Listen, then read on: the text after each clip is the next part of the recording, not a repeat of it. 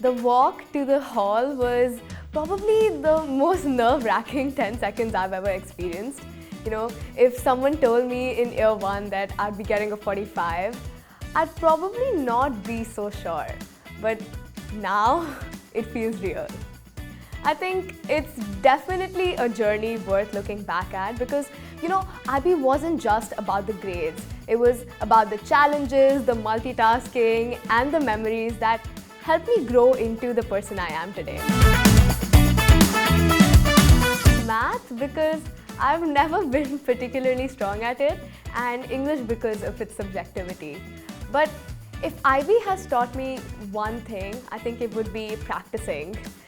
So I wouldn't say that I've mastered it, but I think I can vouch for my improvement over the last 2 years because I was consistently practicing them throughout the year, you know. They are both really daunting subjects, but I think staying on top of what was being taught actually made me start having fun with these subjects instead of dreading them. I owe a major part of my growth and my performance in IB to my teachers, 100%. Melissa ma'am and Deepa ma'am, they've been the most supportive and encouraging teachers, always giving all of us opportunities to improve.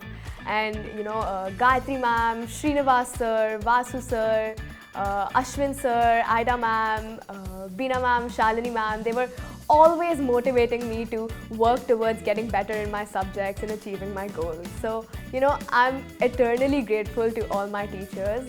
It's their mentorship and their guidance that has got me where I am today, and for that I am so thankful.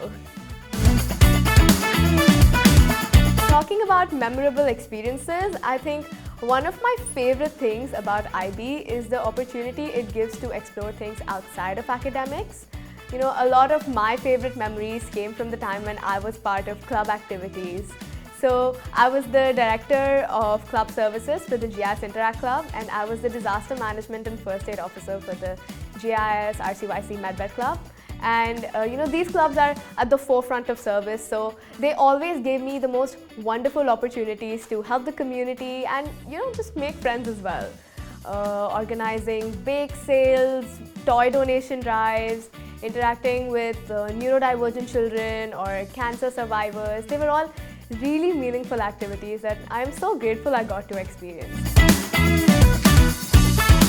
Next is Imperial College London. I will be flying to London to study medicine. If in 10th grade you would have asked me, you know, what my dream university is, I would have said Imperial. And being at this stage with the blessing of the university I always wanted to be in and a career I'm so immensely excited to dive into, honestly feels like a fever dream.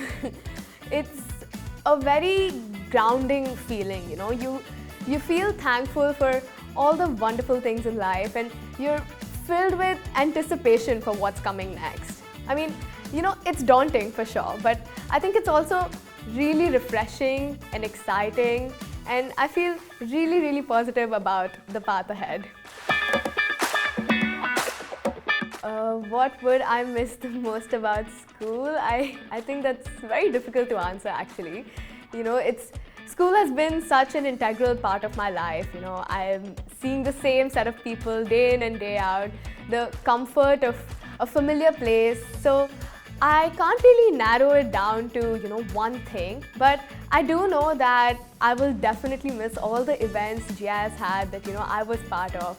Organizing conference or GLS or MUN, and, you know, being in a team with people I've known since the last 5 years, going to McDonald's after an event ends, writing on each other's placards, being in a room where I know every single person. I think it's an inexplicable feeling. Well, IB was a time of extreme stress and extreme fun, you know, with long hours of studying, but also some really rewarding times.